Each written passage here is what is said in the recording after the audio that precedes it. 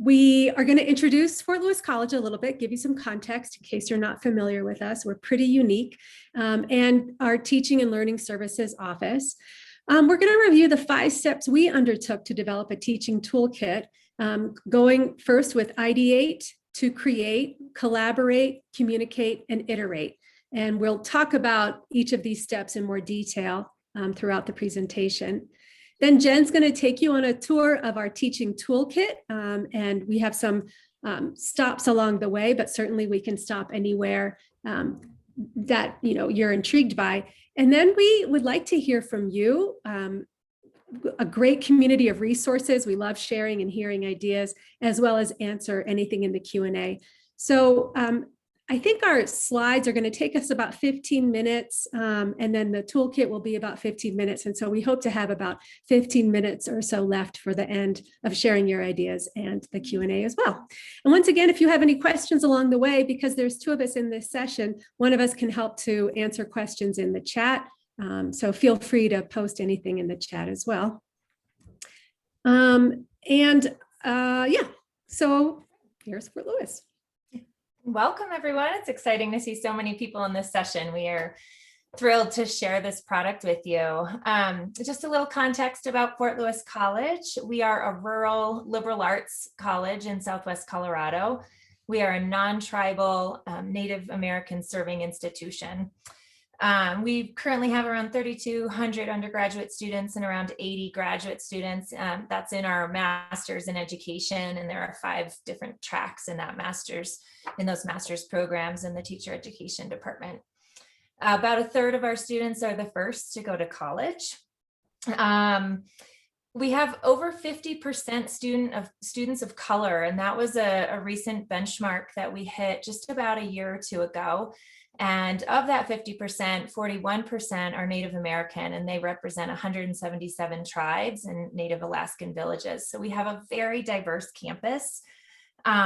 Because of this diverse student body and our unique history and our unique context, everything that we do, whether it comes from our teaching and learning office or institutionally as campus-wide initiatives, is really centered with this lens of inclusivity on campus. And our #1 strategic goal in our strategic plan is students at the center. So we are continually trying to make everything we do really addresses the unique needs of students. We have, just to give you a little background on distance education courses, we do have a little over 80 online courses. This is a recent growth for us at Fort Lewis College. We are not in school. And I'd say about 5 years ago is when our faculty started to develop online courses. The big push initially was with the liberal arts core classes so that students could complete their general ed curriculum throughout the year and throughout the summer online if needed. And faculty are continually opening their eyes. COVID has especially been a big pivot for us in that regard, that more and more people are excited about teaching online and the increased access that it offers for students. We'd like to go ahead and ask you to put your name, your school, your role or department in the chat as a way to introduce yourselves to each other and to us too. And I'll introduce you to our team here at Fort Lewis College. So I call us the Fab Four. When we pivoted to online, we were certainly a great team working together. I'm the most recent addition to the team. Jen is our director. Clint Jacobson, who is the next one over to the right with the sunglasses, he's our LMS manager, and our LMS is Canvas. Coming back over to the left column, that's Isley Frazier. He is our instructional media technologist. And then I'm the one in the gray sweatshirt, and my name is Ayla Moore, and I'm an instructional designer. 3 of us also teach because it's a small campus. We tend to do double duty, and so we teach as well. We had been the Office of E-Learning, but 4 years ago, as online courses, as Jen said, started to grow, there was an internal decision to become Teaching and Learning Services. where we would support teaching and learning on campus, primarily in digital spaces, but then also in a whole host of areas as well. So it was not a top-down decision that was made by administrators. This grew, and maybe your campus is the same, grew really from a grassroots effort to support our faculty, particularly as we started to have more master's programs in our teacher ed department too. See a lot of people joining us. Thank you so much for posting in the chat. And, just once again, if you wouldn't mind putting your name in the chat, your school where you work, your role or department as well. It's a great way for us to also get to know each other too. So welcome again. This is the Fab Four, and I once joked with our team that I realized we were the Beatles, and by default, I was Ringo because I figured out who everybody else was. But I think Ringo is an important part of the Beatles too. So, all right, Jen. Awesome. So as our office began to establish more presence on campus, and as more and more academic departments started to utilize our services and lean on us for support, we tried to establish some new ways to provide professional development opportunities for faculty. And we found that our reach to faculty was not where we wanted it to be, that we had tried a number of ways to offer professional development, and they weren't well received or well attended. So one of our examples was that we had in-person workshops throughout the year on specific topics that aligned with our strategic plan. And it was just really challenging for faculty to attend those workshops in person because of busy schedules and the constraints of time and location. We had teaching empowerment teams that faculty could join and focus on a topic to research and earn a stipend. And again, those kind of petered off over time. And so we felt like we really needed to establish some sort of resource for faculty. So our goal was to create an online repository of teaching resources that faculty could access anywhere at any time. We wanted it to be accessible for all. So we started looking at examples of other for teaching and learning, and what resources they had curated on their websites, how they were structured, and just different organizational models that we could tap into for our own website. And really, we were looking at our website. That was our number one goal, is how can we update our website so that faculty have this online teaching repository. We wanted to look at usability, relevance, right? Because it needed to fit who we were at Fort Lewis and what our initiatives were. So you can see a picture on the screen. This was one of our many, many mapping sessions on the traditional whiteboard of just trying to figure out how are we going to organize our website. And the conversations went in circles for maybe a year or more, trying to decide how we would organize our website. And then COVID hit, and we realized that we needed something really fast. And so what we decided was that we were going to take a new approach, which we're going to talk about in a moment. We identified at least the primary topics, which was pretty simple because we have strategic goals within our teaching and learning office, so we could focus on those. And then we always are looking at our evolving roles. So for example, accessibility has really landed in our court because there isn't a formal accessibility office on campus. So, so we had a vision for the topics that would be there. We decided that our LMS would be the natural fit, and for a few reasons. One was that the website was both public facing, and we were a little worried about putting everything on our website, meaning webinars that faculty led that maybe didn't want to be public, or examples of faculty rubrics that they would like password protected. The other challenge with the website is that none of us are website editors, and it takes a lot of training and practice to edit the website. And so all of us found that that was a daunting task. And if we wanted to build it on the website, we would have had to communicate all of the nuances and the details with our web team, which just felt like a huge hurdle. So when we decided to go with the LMS as our teaching toolkit, there were several advantages that kind of rose to the surface for us.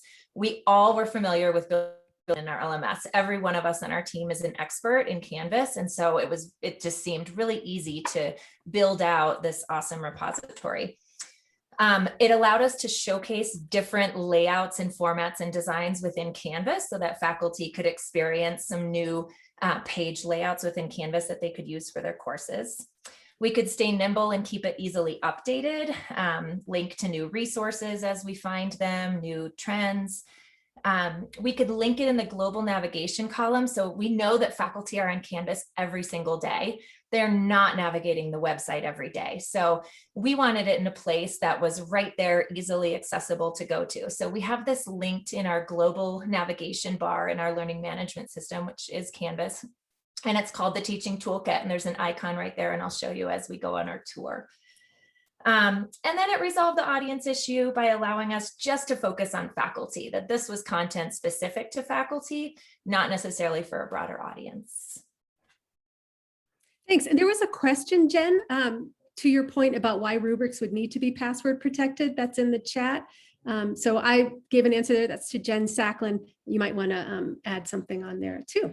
Yeah, part of our policy, just to quickly chime in on that, part of our policy is that all teaching materials are clumped into what's considered scholarly work for faculty. And so that is owned by them. And some faculty feel protective about that. So they don't necessarily want them floating out for everybody. So it just allowed a little bit more control. Thanks, Jen. So then we got to the create phase. And because all of us on the team knew how to build in Canvas, it was simple to decide on a theme and layout for this toolkit. So we started with a development course, and that's maintained in the teaching and learning account that not everybody has access to. We used Canva. Jen will show you this in a second. We used Canva, and we each had to sign up for a free pro account for 30 days to tag team in building our thumbnails. So we created thumbnails for the homepage. And then within each page, we created tabs also for easy navigation. I know tabs present challenges on mobile devices, so I don't know that I'd recommend them for most course content that goes out to students. Our assumption was our faculty are not really accessing our teaching toolkit using their phones, unlike students who do tend to access courses using their phones. So we felt comfortable using tabs in terms of having it as accessible to faculty. And it kept us from keeping really long scrolling pages and then having too many thumbnails on the homepage. We wanted this to be very, very navigable.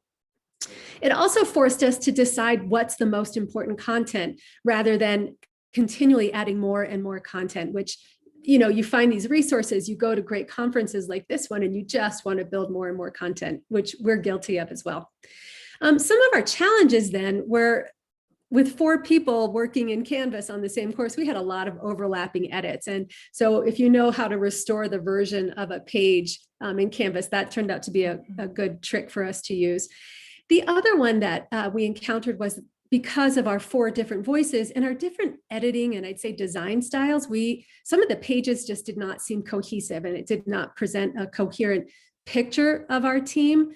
So because of the range of communication styles among the team and the different styles of editing, it was important to delegate an editor. And that's one thing I'd advise if you go about doing this for yourself too. You need to have one person to edit that toolkit. Everyone can contribute, but then one person has to go through and make sure things sound like they come from a unified voice, something consistent throughout the toolkit. I ended up being that person. I teach writing at the college, and I've also worked in communications previously as well. The other thing that was a challenge, but it was a good challenge, was we had to walk our talk. So in our professional development with faculty, we talk about having course materials be accessible. We talk about making sure your course is structured, it's navigable, it's usable, you know, and you can predict the structure. The content can be interesting and unique, but the structure should be really predictable. And so we had to walk that talk and make sure the materials we were putting in there were accessible. Luckily, we have Ally. I don't know if other people use Canvas and have Ally as well, but it does check the accessibility of your materials, such as alt text for our images or closed captions for the videos we put in. We also included timestamps for videos too, because we want to We want faculty to see how to build a Canvas course in the most accessible way. And we use the built-in accessibility checker within Canvas to make sure that all the headings were properly distributed on the pages. So that took a lot of work as well. And then we wanted to make sure our presence was on each page. For example, one page that talked about instructional technology and integrated apps didn't have our voice. So I made sure to go back in and put our voice in there as well. And again, that's that consistent voice that you want talking to faculty. We included images of us, sort of like I had at the beginning of this slide. And we had our favorite picks. We were thinking we have a local bookshop that has, favorite picks of books by the staff there. So we wanted to do that too. And we did one on tech tools for the faculty as well.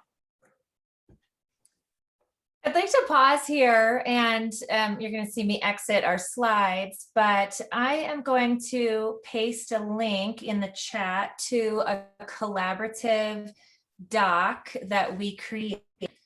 So you should see that coming into the chat right now. It's an editable doc, so anybody with the link can edit. And we have 3 areas that we'd love to hear from you. We'll end up with this idea sharing document where you all can take this, use it to either revise or maybe start building your own toolkit at your institution. So the collaborative document looks like this, and I see you all joining, which is great.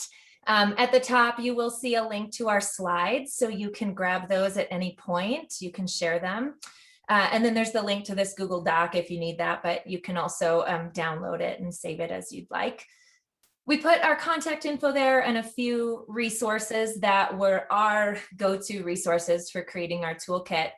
But what we'd love to hear from you about is, what are ways that you offer professional development or teaching resources for faculty on your campus?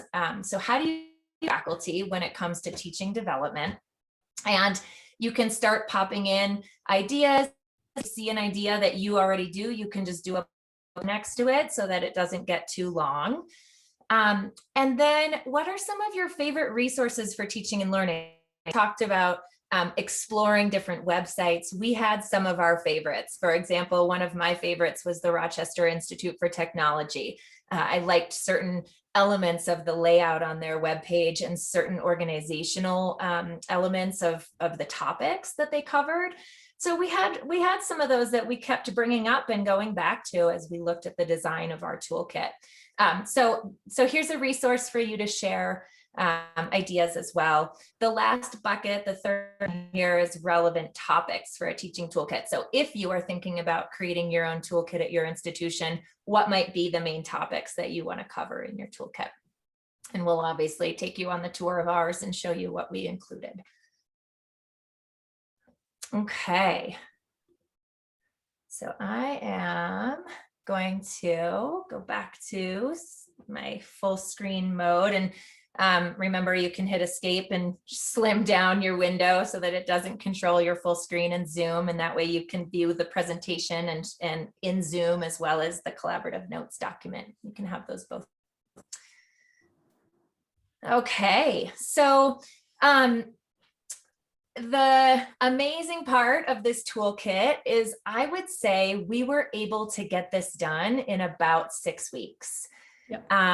And it was working pretty quickly and consistently on this, designing the pages and then starting to build from there. So we really created the structure and the format, and then it was easy for us to, at that start, to say, our instructional technologist and LMS manager could build out the Canvas page, and he could build out the instructional technology page. So we all had, Ayla being the instructional designer could build out the course design and course delivery pages. So we all had our areas of the toolkit where things naturally fell on our plates. So we could easily divvy up the tasks. During COVID, because we're all working remotely, we have weekly meetings, and every week during that weekly meeting, we would check in around the toolkit, questions that came up, progress that was made, and then we would set goals for ourselves. We did have a goal of when I wanted to take this to the provost, and so that was helpful as kind of a timeline to launch this. I assume faculty would have really enjoyed having this prior to COVID, but sometimes, COVID is the instigator for these changes. And so we were excited that we were able to get it done in such a short amount of time, and now we have it for the post-COVID world. So I guess, we did have a pretty quick timeline for ourselves. We had a lot of connection with each other. The last thing I'll say about this is we reused a lot of content. What we realized was that we had so much of this developed, either living website, living in different Canvas courses, just resources that we had used in workshops or had at the tip of our fingers. And so really it was pulling it together and repackaging it in a more structured way. So that was helpful for us. So then a next step obviously was to beta test it. So we wanted to do some usability tests, and we recruited specific testers for this. And we looked at three areas to draw faculty from. One were our Cadillac online instructors. These are the people that show up to every online session that we used to offer, who are always trying out new technologies. These are the people that we can rely on because they rely on us the most. And I'm sure you have those people too. So we contacted them. We also asked new adopters of innovative teaching strategies, and some of these people were longtime professors on our campus, had been teaching there for more than 20 years, but were sort of reluctant to join the online digital learning space. So we wanted them to be part of this feedback loop as well. And finally, we have a teaching and learning committee on our campus. It's a standing faculty committee. And I think right now there's about 5 or 6 people on this, with faculty representing a bunch of different departments and divisions on campus too. So I'd say that's pretty key as well. So we sent them a link to the dev course, and we sent them questions. We let them know why we picked them, because either they've always shown interest in the materials we've provided, or they've been a pillar of support in teaching and learning on campus, and we just needed their insight. So then we asked them questions about a usability test. We wanted to know how navigable was the toolkit overall. Is there anything that would make it easier? Are there any topics they thought were missing from our homepage, which we'll show you in a second. I'm going to post our questions in the chat. These were the ones we sent out. Any topics missing that they thought would be valuable? Were there any concepts or information missing from specific pages that they would like to add? And then any other feedback that they wanted to share. And this was important for us to then go back to it, make improvements, and they had a lot to say. So it was really, really exciting to partner with faculty along these lines before we wanted to roll it out to campus. Jen's going to show you some of the feedback we got. And there was one, which is my favorite. It comes from a biology professor. We on Canvas, it's called an instance, and she just really did not like that term instance. So I'm going to hand it over to Jen, and here are some of the comments that we got from faculty.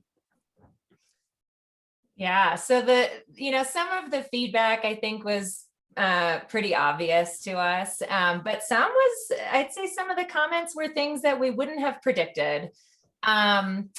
This person, for someone who doesn't always know what it is exactly that I'm looking for, the next best thing is to know if it does what I want it to do. This was in regards to the instructional technology tools that we were sharing with them, particularly all of the platforms that integrate into the LMS. And so the way it was organized traditionally and historically before the toolkit was not as usable. And so we were able to then reorganize that and make it a little bit more navigable for faculty. So it was helpful. It was a page of all of our LMS integrations. It was a page that maybe faculty never even went to because they didn't even know it existed. And once we pulled it into the toolkit and cleaned it up, it will now hopefully be much more usable. Every time I see the word instance, I roll my eyes.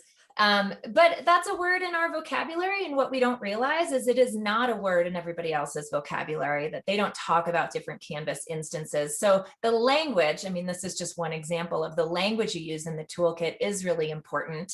and that it is important to use language that anybody can understand, because we come from a technology heavy background. And so we tend to use terms that may not be what they called layman's terms. So something to keep in mind. A faculty member said they loved having this in Canvas. They're much more likely to use it than if it were a whole separate website. They advised us to not rely on acronyms, which we know is a big pitfall. And really overall, the feedback was very, very positive. Excited. We did have a whole revamping couple of weeks where we incorporated their feedback. And so that was helpful. Ayla will talk about future iterations and take you on a tour of the toolkit. Yeah, we're almost ready for the tour. So we want to stay nimble, and we want to make sure that faculty keep checking back here as well. So that's one of the advantages of the Canvas page that Jen hit on at the beginning. We can go in and add new material. I just added a studio video on how students can make studio videos as assignments for their class. Continually refining it based on feedback from users. The more people visit it and send us feedback, the more we can tinker with it as needed. And then collective resources. You'll notice on the homepage, Jen will show you, there is a huge call out to faculty saying, what have you found? Share your resources with us, because they might discover things that we don't know. And we just want this to be a really collaborative, community-based effort. So looking at new research, if there are new college initiatives, we want to add those on as well. And then using analytics to see how the site content usage is going, when people are looking at it, when they're not. One of our challenges is how do we continually push this out when it lives in Canvas? So that's something we'd love to hear your ideas on. And then we want to come back to our website, because we do want our web design team to build this content on our website too. I don't think there's any harm in having it live in multiple places as well, because we relied on other schools sharing information on their website. So we'd like to do that, sort of, giving back to the community too. Yeah. And one thing to add is we solidified our strategic plan at our institution just about a year ago. And so there are still new initiatives being developed around the strategic plan goals, one of them being high impact practices. And what do the high impact practices look like specifically at Fort Lewis College with our student body? And so this is a space where once that task force starts working on some strategies, that we can then shape those and build those into the teaching toolkit for faculty to, again, have that access from anywhere, anytime. So are we ready to dive in, Ayla? Let's take a tour. You have a question from Ashley, just FYI. I got it. Yeah, she was wondering about collecting ongoing feedback, and I answered it saying we do have our office email posted on the homepage. We hope to collect feedback that way. But like I said, one of our challenges is how do we keep, what's the structure around getting feedback? So any ideas, we'd love to hear from you. Good. As you visit the stops that we'll take you on during this tour, please continue to throw ideas onto the collaborative notes document, especially around topics that you would like to incorporate. We love to learn from you as well. So if there are topics that you have in your toolkit or teaching repository or whatever name you have for it that you don't see here and you'd like to share those with the group, that would be great. So keep those additions coming. So this is the homepage of our teaching toolkit. It is a Canvas course that is open to the public. We opened it to the public particularly for this presentation, but we'll probably keep it open to the public for now. This is Jen, do you want to go to student view? Should we go to student view and hide the navigation, or? Well, I could. But I do want to show you before, because this won't show up in student view, is that in the global navigation bar in Canvas is where our LMS manager added the teaching toolkit. So faculty can easily get there just through the Canvas navigation, which is great. So the homepage has the thumbnails to the different topics. These are the topics in our teaching toolkit, and we really intentionally kept them pretty pretty simple. We didn't want too many. We didn't want the homepage to be overwhelming. We wanted faculty to go here and be able to know exactly, okay, what am I looking for? Which tab which thumbnail am I going to click on? So we aligned these topics with our strategic goals and learning services, as well as, like I mentioned, the strategic plan initiatives at our institution. Our strategic goals in teaching and learning services are around accessibility, teaching excellence, and distance education growth. And so you'll see those woven throughout. Can anyone guess what our school colors are? These thumbnails were created very easily in Canva, which is a graphic design tool online that's free. I also have a ticket into our web design team to create other thumbnails, just so that we have some options to use for this. But for now, I think these were an easy effort from our team to be able to have a nice layout on our homepage. Every thumbnail takes you into one Canvas page, and we really tried hard to not make it a rabbit hole of links for faculty. We wanted them to be able to go in and just land on one page and find everything around that topic, which is why we went with the tabs theme. So every page has tabs. Here's an example of one of our pages. This one is on accessibility. We already had our accessibility website, so it was just creating a little context around that to let faculty know we have this digital accessibility committee, we have a website, we built our resources from the website here, so faculty can go and find quick links here. This was a piece of feedback we got from faculty that we had completely overlooked. Faculty said, we scan textbook sections here and there so that students don't have to buy so many textbooks. Can you include a section on that? So we made sure to build that in. So that's where we're constantly making iterations based on faculty feedback. And then we have a lot of external resources, whether they're websites or courses. And so in this case, faculty can then go and enroll if they want to learn more in their digital accessibility training course. So a lot of recycled material, and I hope your wheels are spinning at you know, how much you have developed already at your institution and what you could pull in and organize into a space like this. Okay, the third stop is our distance ed page. You may have found that during COVID, your institution was offering new types of courses. We found ourselves, we had prior to COVID, we had hybrid online and face-to-face courses. With COVID, we started offering HighFlex, and now we've formally adopted HighFlex into our course delivery types. And so this is, again, a space where we can communicate to faculty what is a HighFlex course. Here are some resources to get started. We have pages of different resources for different delivery types, as well as an infographic so they can get a quick glance at the different course delivery types. We have online course exemplars so they can go look at some examples and models of really well-built online courses, the technology specs that students will need and how they can get access to future technology that they may need. Let's see, and please, Ayla is monitoring the chat as I take you on a few stops through this tour. So please, if there are other things you want me to, other places you want me to pop into, or questions you have about content, structure, organization, please reach out. Just had a question on what is HighFlex. Yeah. Nancy, we can go into that now, or we can leave it for the end, or if anybody wants to answer her in the chat. I will, oops, I don't want to take you on getting started with HighFlex, but I will just show you from our infographic. HighFlex is the most flexible model for students, and it allows them to have two learning pathways in a course, one online and one in person.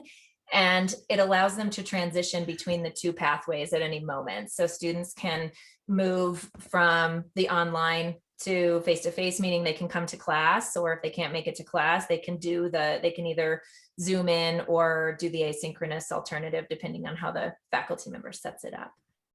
And again, this toolkit is public, so you can pop in and poke around. So if you want to learn more about any of that or see the resources we put under getting started, feel free. It's all public to you. Again, with our diverse student demographic, everything that we try and offer faculty is framed around inclusivity. So we have course design resources and we have course delivery resources. And both of those, we really wanted to make sure that they used the lens of DEI. So I wanted to take you into inclusive course design and show you one of the things we tried to do is keep it relatively simple. So this is a longer version of a page, but there were some big topics to consider here, like time on task, alignment and things like that. But we didn't want it to be too overwhelming. So some of the pages are really short. We have course templates built so they can go into the Commons, Canvas Commons, and download those templates. We have a load of syllabi templates for faculty. There are a lot of resources right now around inclusive syllabi, indigenizing your syllabus, just tons of different ways to think about approaching the structure of your syllabus. So we have a lot of syllabus examples for faculty here, and then for thought as they craft their syllabi.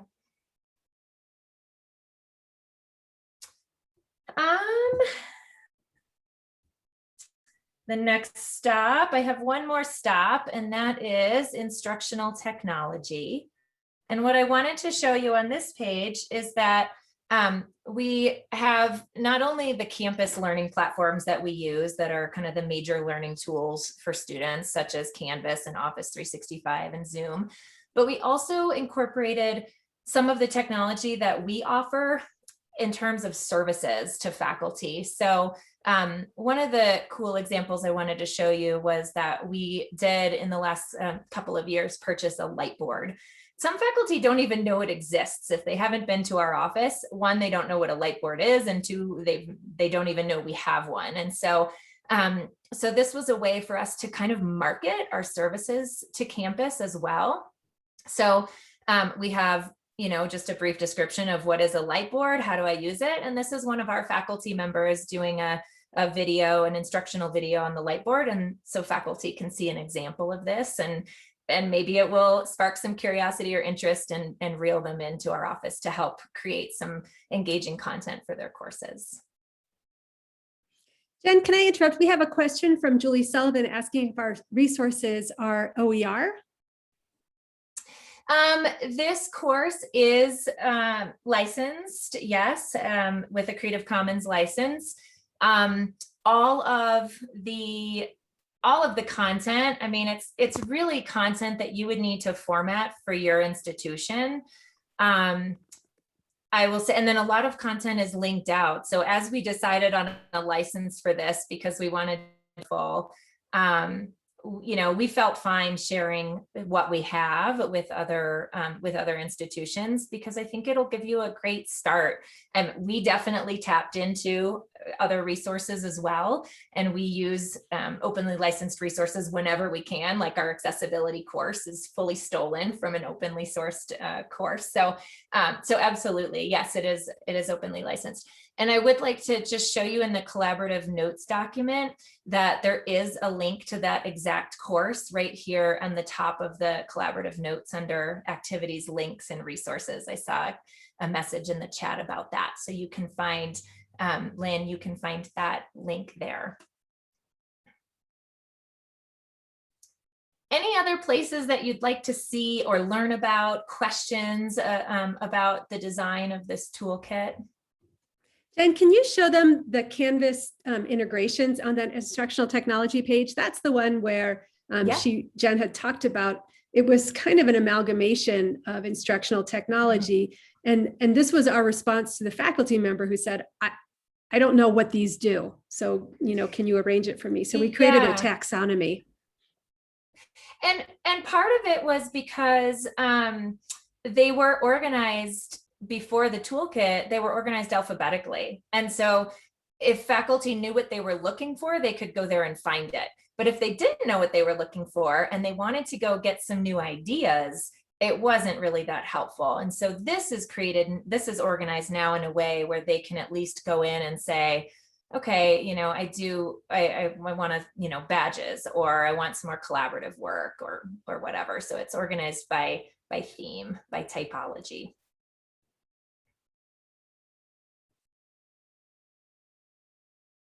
Great questions. And we also have an expand your learning where applicable on a lot of pages as kind of a consistent course design element. Good. So now that we've launched it, to be completely transparent with you, our next goal is really to figure out, is it being used to its full potential? How can we internally market this more? How can we get more faculty using this? Because we have, just like you all, we've seen an increased amount of interest in professional development and teaching support from faculty. And we saw that through the recent EDUCAUSE quick poll, that faculty are definitely more interested in learning new teaching strategies. And so we feel like it's a prime time to launch this and have faculty use this, but we just need to figure out how to remind them that this is available, point them in the direction, and create a culture on campus around them both contributing to this and consuming from it, right? So. A couple of great questions, Jen, in the chat. If you want to go to the next slide, I'll start there and then let you maybe respond to the questions in the chat. So that was a brief tour of our teaching toolkit. And at this point now, we'd love to hear from you, whether you feel comfortable unmuting yourself or we'd rather post it in the chat. How do you reach faculty or teachers on your campus or at your school in terms of professional development or giving them new resources? And how do you curate resources in a low cost and no cost way on your campus too? This didn't cost us anything to do because we already have a Canvas instance on our campus. So yeah, we'd love to hear from you as well. So we can go from here into your ideas or any additional questions you have at this time. So we'd like to open it up and hear from you. We have a raised hand, Wendy Prantner. Go ahead, please, and unmute yourself. Well, congrats on your work, first of all. I've been through something similar, not nearly as developed as this, which is why I'm here and why I think this is so great. And if you covered this, I apologize. We're doing something similar in, we use D12 Brightspace for orientation and onboarding of our faculty. Mm-hmm. So kind of a separate thing from our, what we call our resources for faculty. So we have a course similar to this, but we have a separate thing for orientation and onboarding. And I was just wondering how that fit into your toolkit. That's a great question. We have a new faculty orientation course that I help to facilitate, and that's separate, but we hadn't really discussed bridging the two. And I think that's a great internal marketing tool that we can use as well. Yeah, and I think that, hi, Wendy, we were just in a session together last week. It's fun to see you again. Yep. in a breakout room together. It's fun. It's interesting to think about Canvas, really to think about any LMS typically as interactional, right? Like we use our LMS to deliver content, and it's usually an interactive course, right? Where students then submit things and feedback is provided and interaction occurs. And we really kind of stepped out of that bubble for the use of our LMS in this way, and that it is just a repository. And so as Ayla mentioned, we do have the new faculty orientation course where we have 3 modules for faculty, and we ask them to work through those modules and submit try some new teaching tips in their classroom, submit reflections on how it went. But this is kind of a different way, and I think it will be interesting come this fall with our new faculty orientation to push them to this and get their feedback as new faculty, which might be very distinct as a new faculty member. So, yeah, that's great. We have 5 minutes left, I think even less than that right now. So feel free to raise your hand, unmute yourself, post questions in the chat, post to the collaborative document. Really appreciate all of your ideas and resources that you've added, and really want to thank you guys for coming.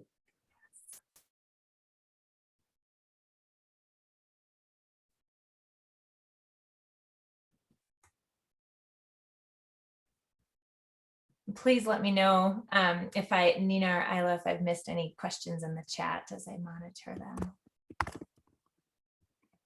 I know somebody asked if we plan to add this to the Canvas Commons. We're still thinking about that. I don't know.